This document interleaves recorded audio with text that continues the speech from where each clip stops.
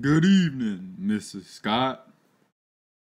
You're late again! That's right, my legs were bothering me. Half this shift comes in late, and you're the worst one of all. You're always late. What's the matter with you?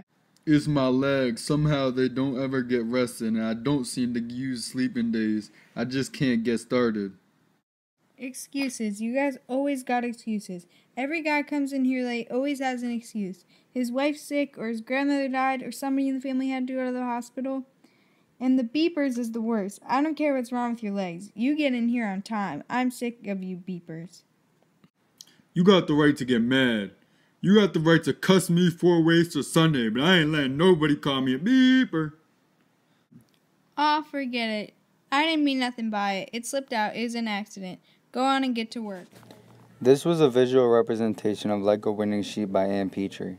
The reason why I chose to use this scene was because it gave the best conclusive evidence to back up my two lenses, both the feminist lens and also reader response. I saw how a female role of power clearly was affecting Johnson, the main character. This was very powerful because it showed that not only did Johnson get disrespected by a woman of power, but he was also affected because he thought a man should be the only one in power, not a woman. I could see how he internalized these problems, and I reflect on myself also internalizing problems like these and having them affect my life. The reason Johnson was affected so deeply was simply because he was a sexist, and in the way that he could not stand a woman talking down to him. But in the feminist lens, it showed how Johnson was a man who expected to be in the form or role of power, and when he was not, he would rebel, like the scene I just visually represented showed. The reason why I chose to visually represent this scene was to give the viewer a different perspective on the short story.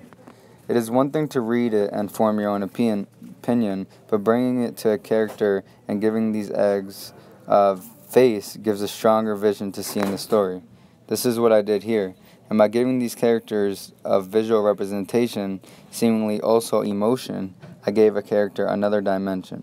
Also, giving the short story an artistic angle to judge.